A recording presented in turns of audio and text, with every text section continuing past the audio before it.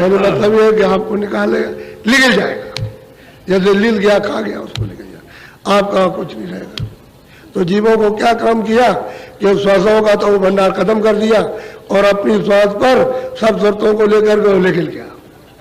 अब फिर सिमटाव शुरू हो रहा, तो सब जीव पहले चले जाएंगे, सब के सब। पहले योगी जाएंगे, पुण्यात्मा जाएगी, और मतलब ये है कि ये चले जाएंगे, संत चले जाएंगे, उसके बाद सब जीव सिमटेंगे। तो सबसे पीछे तो सिमटाव उनका होता है जो महापुरुष रहते हैं, गोपनीय, उनका सिमटाव। अब वो जब सिमटाव हुआ, आदमियों का सबका सिमटाव हो गया। आपको दाना खाने को नहीं मिलेगा, पानी नहीं मिलेगा, अकाल पड़ जाएगा। जब भूखे रहोगे तो बच्चे मार डालोगे, खा जाओगे, पति को भूख लगेगी, औरत को रात को मार देगा, उसके बाद उसको खा लेगा।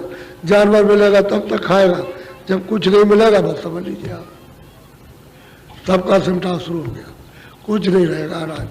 फिर उसके बाद में जो जंगलों में पत्ती भी नहीं रहेगी, तो उसी के साथ में जानवर, पेड़ों पर एक भी पत्ती नहीं, कहीं घास नहीं आपको मिलेगी, तो सब जानवर तड़प करके ये पड़ जाएंगे, मरेंगे, वो सबको गिरफ्तार चला जाएगा। बात एकदम से जब सब उठ गए मनुष्य, ये सुरतें उठा ली गई, अपने में ले लिया, तो बस एकदम पृथ्वी घुलेगी पानी में। तो जैसे पृथ्वी घुली तो जो निकल आए पृथ्वी जीव जनता थे, बस उसी पानी में सब डूबने लगे और तैर लगे, उनको ले लिया, उसको खा लिया। बस उसके बाद में अग्नि ने पानी को सोखा, सारे विश्व में जलमाए, सब पानी को सोखा, तो जल के जीव वो तड़प करके उनको गिरस लिया। बस अब चल पड़े।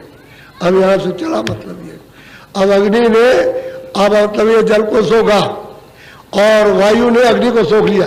अब यहाँ सब चला पड़ा, पृथ्वी कर गई, पानी को सोख लिया, वायु ने अग्नि को सोखा, और फिर उसके बाद में वायु को आकाश से ले लिया। अब ये सब आकाश रूप हो गया।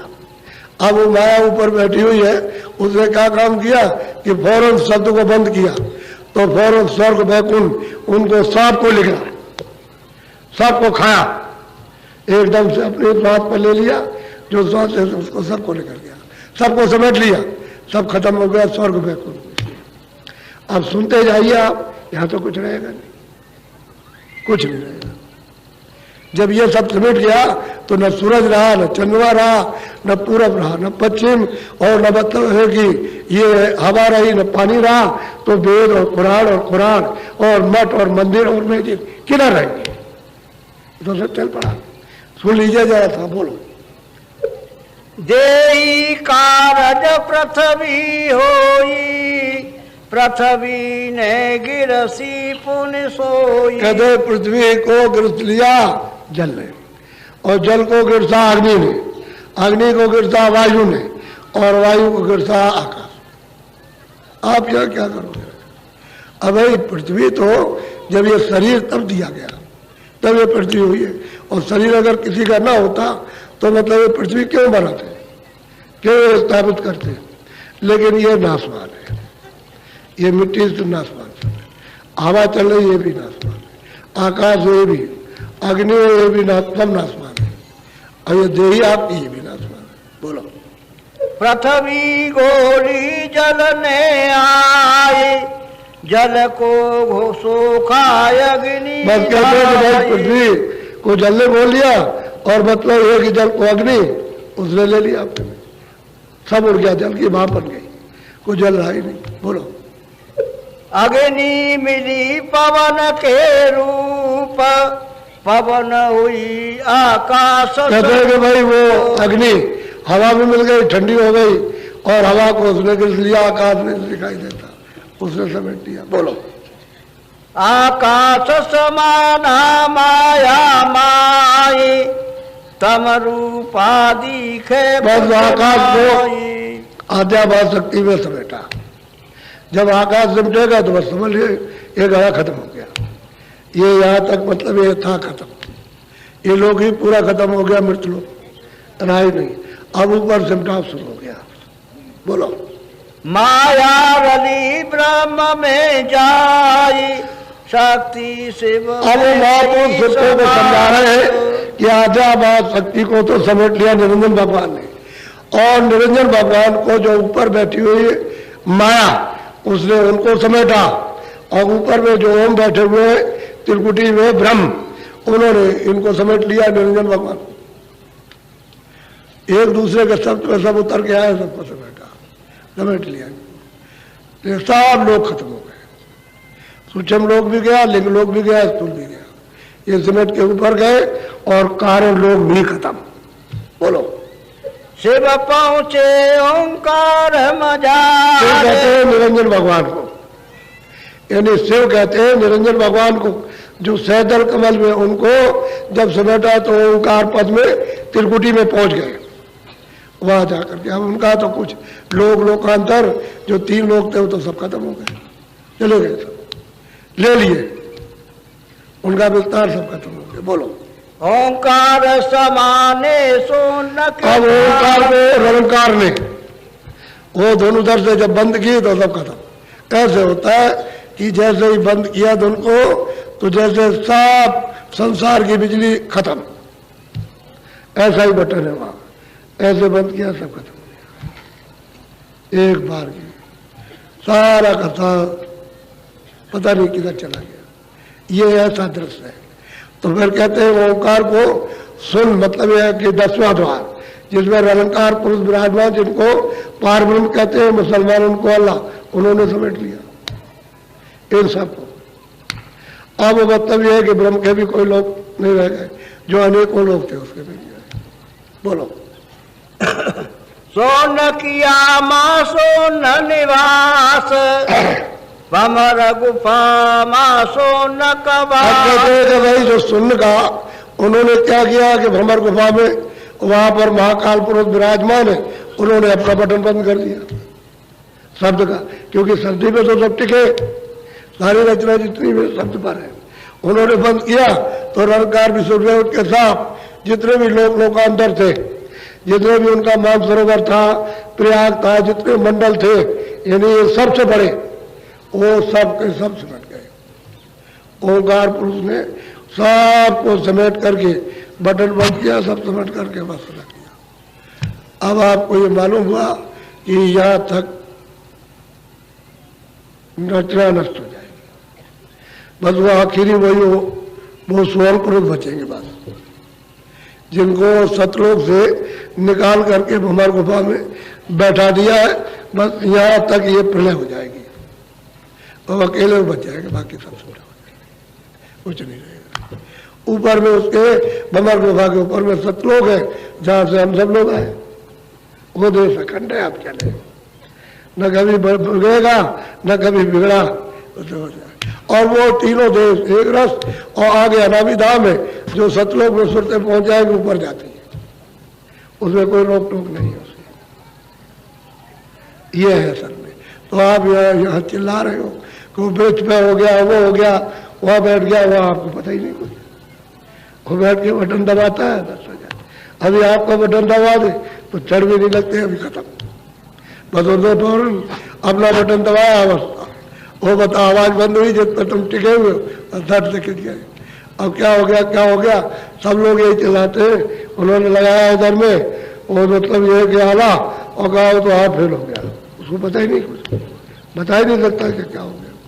लेकिन महात्माओं को सब मालूम कि किस तरह से सृष्टि का विकास हुआ, और कैसे बंद सटासट सटासट सटासट खड़ खड़ खड़ खड़ खड़ एकदम खत्म, कुछ नहीं।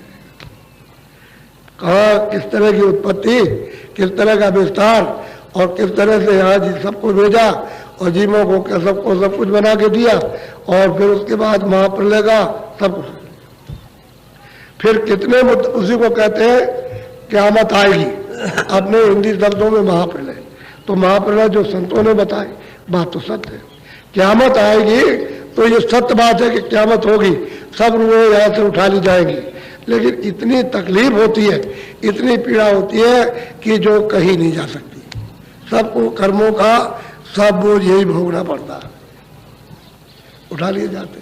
फिर वो चटाई की तरह से समेट लिया, फिर पता नहीं कितने युग बीतेंगे, कितने कल बीतेंगे, कब विस्तार होगा।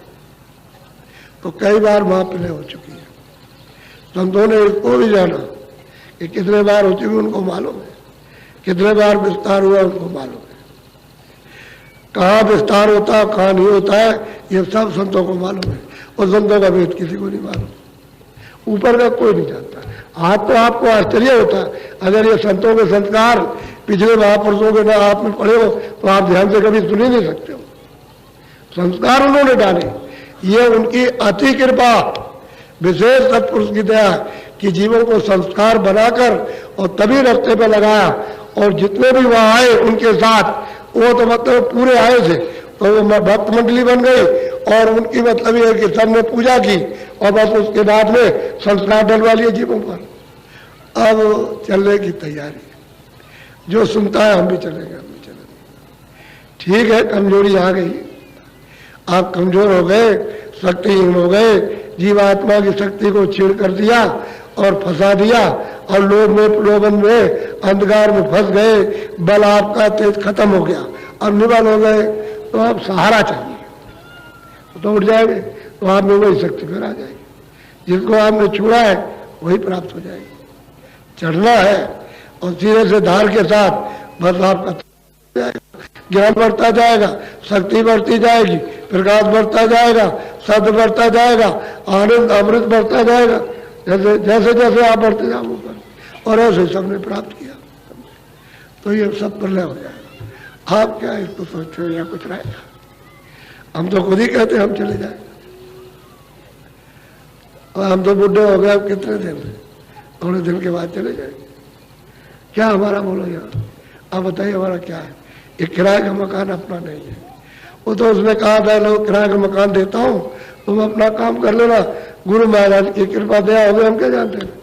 और कहा भाई किराए का मकान है, तू अपना कुछ काम कर ले, रास्ता मिल गया तो कर ले मेरे सामने, तो सहारा मिल जाएगा, दया मिल जाएगी। उनकी कृपा दया, अपने को क्या जानना था। ऐसे ही मर जाते और कुछ नहीं समझ पाते, चले जाते। ऐसी दया कृपा उनकी हो गई, हम तो मिट्टी के बराबर भी कुछ नहीं, एक कण के बराबर ही। अब उनकी कृपा के पास दया हो जाए, तो हम तो यही सोचते रहते हैं कि संतों का संस्कार इन जीवों पर गया है, इसलिए जगह जगह जीव अब सुनना चाहते हैं कि हम सुने। और कुछ है मतलब संसार को देख रहे कुछ पाए, कुछ मिल जाए चलते चलाते हुए, कुछ हम भी कृपा, कुछ दया, कुछ आशीर्वाद, कुछ लेने दुआ, अब चाहने लगे, अब हर जगह चाहने लगे। चारों तरफ से खबर आप ही देखते हो, होली के अवसर पर आप ही देखते हो। अभी तो गुरु पूर्णिमा आएगी, आषाढ़ की पूनम को गुरु पूर्णिमा होती है, तो 4 महीने ये आपका जो होली कल जो लगी है उससे लेकर के आषाढ़ की पूनम तक पूरा 4 महीने होगा। तो 4 महीने में गुरु पूर्णिमा आएगी। एक कार्यक्रम ये होगा, फिर आगे मतलब ये कि अगहन सुदी 10वीं को भंडारा होगा, वो बड़ा अवसर होता है उसमें। तो आप इस वक्त में मतलब ये कि आपको सत्संग मिल रहा और सबको समझा दी जाएगा, कोई बाकी समझाने को नहीं रहेगा, लेकिन समय थोड़ा सा तुमको देना पड़ेगा। और फिर ये है तुम कर भी लोगे, लेकिन समय थोड़ा सत्संग में दो, और सत्संग ही सब करा लेगा, साधन भजन सब करा लेगा, गंदगी को सब साफ करा लेगा, सब कराएगा वो सब करा लेगा, रास्ता बता देगा, रास्ते में चला देगा, मदद कर देगा। सत्संग नहीं मिलेगा तो जीव का कुछ नहीं हो सकता, ऐसे खाली चला जाएगा। इसलिए मरुस्थली में आए हो तो भर के जाओ, क्यों खाली जाते हो? अमोलक धन जो आंखों के ऊपर में गड़ा उसे प्राप्त कर लो, और हंसी खुशी से हंसते हुए चले जाओ। रो के क्यों जाते हो? ये सब रो करके जाएंगे, फड़फड़ा पड़ा के जाते हैं पंछियों की तरह से, क्योंकि उनका तो कोई विचार करता नहीं है।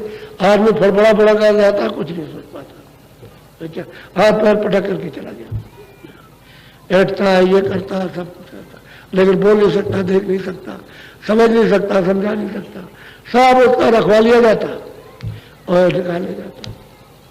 इसलिए अभी अवसर है, मनुष्य शरीर आपको मिला है, इन सब चीजों को थोड़ा सा कम करो और सत्संग में अपना भक्त हो। यह सच्चा संदेश हो रहा, इसमें कोई झूठी बात नहीं है। मैं कहता हूँ इधर मनुष्य मंदिर है, ये मनुष्य मंदिर है, इसके सामने भगवान बैठा है, उसके पास जाने का अंदर से रास्ता, जब दिव्य आँख खुलेगी और चलोगे तब उसको देखोगे। उसके बाद सीधा रास्ता आगे जाने का, ब्रह्म को पाने का। तो जब आप रास्ते से चलोगे तो फिर उसको प्राप्त कर लोगे।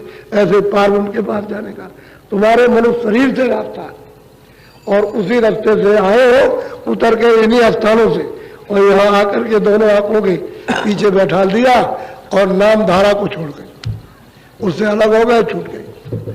अब वापस नहीं जा सकते जब तक उसका कनेक्शन न जोड़ दिया जाए, सूरत का और नाम का संबंध न जोड़ दिया जाए, तब तक नहीं जा सकते। और वो महापुरुषों के हाथ में, आपके हाथ में और किसी के हाथ में नहीं है, और महापुरुष में लग जाइए। जब वो कहते हैं मिलेंगे तो संसार में है तो मिलेंगे, अगर नहीं मिलते तो कह देते हैं भाई नहीं मिलेंगे, मिलेंगे।